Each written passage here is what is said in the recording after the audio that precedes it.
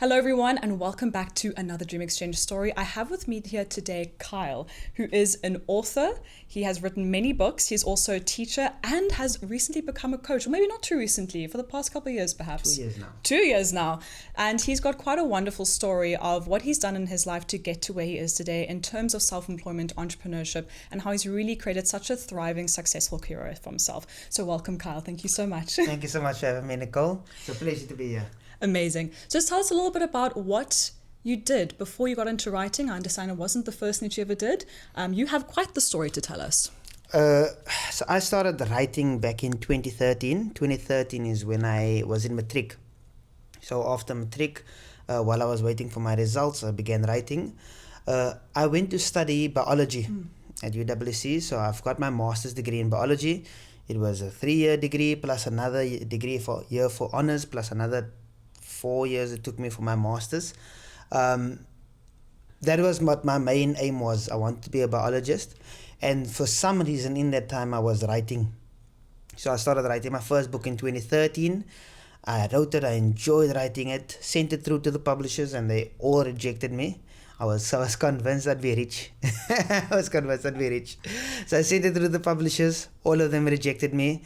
I wrote a second book. I wrote a third book. And it took me about 4 books and a lot of trial and error and lessons learned before I actually got my first book published in 2020.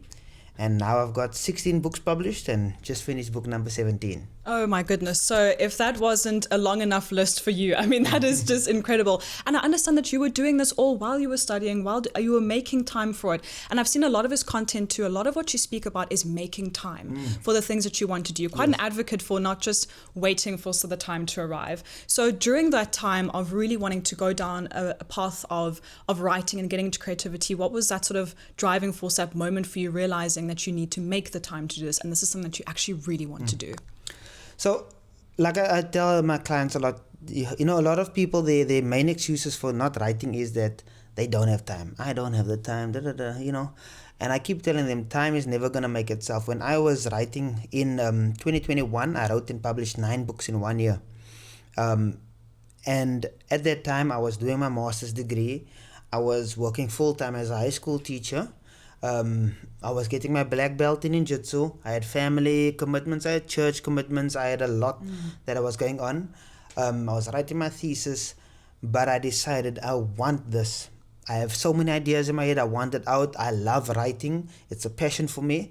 So from 10 p.m. till 2 a.m. I sacrificed my sleep every single day, but I was writing, and I made sure 5,000 words a day. I'm pushing to get those books out. That's what I had to do. And I tell people, if you want to write your book, you need to set the time aside. Figure out how much you want it. Like you said, how much do you want this? If you really do want it and you feel you are good at it, and you feel there's going to be a return on your investment, you're going to have to set the time aside. Don't expect, people tell me they just need about 2 months off of work before they can write. You don't need 2 months.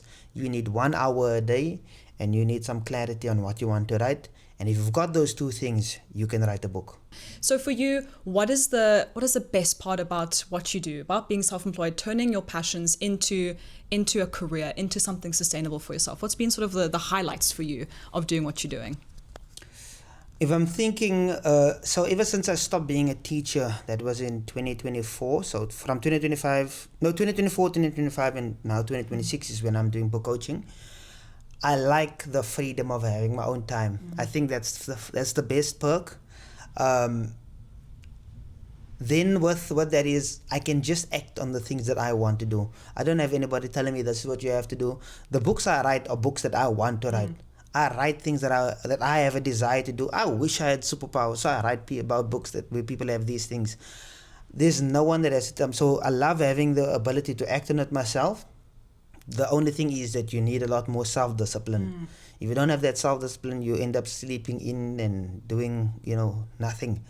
But the fact that you are doing my own thing, that I'm doing my own thing, is so enjoyable because I'm the master of my own time and my own destiny. I choose everything that I want to do. Because I know of my own potential, I know it's going to be a success. And if you could give any advice to people out there who would really love to do what you're doing, perhaps they've studied for many years, they're thinking, okay, I still love what I study, but I don't know if it's something I can turn into a career or turn into self-employment or kind of link to what I'm really passionate about now, like you do with biology and with writing. What would be your advice to those people today who would like to start and keep going? I would say you'd have to make time for it at the moment while this is not earning you any money. Let it be a hobby, but practice that hobby. Work at that hobby as much as possible. So while you're making money in the meantime, set some time aside. There's a scripture that I enjoy. The scripture is from Ecclesiastes. It says, in the morning sow your seed, and in the evening let not your hands be idle, because you don't know which one is going to be successful, this one or that one or both. Which says, in the morning, do your day job. This is the thing that earns you money. It puts food on the table. Focus on that. But at night, don't just waste time. Now you focus on your hobby.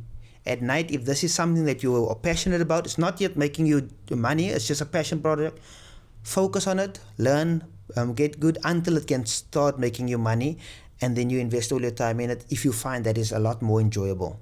Well, there we go. There you have it, folks.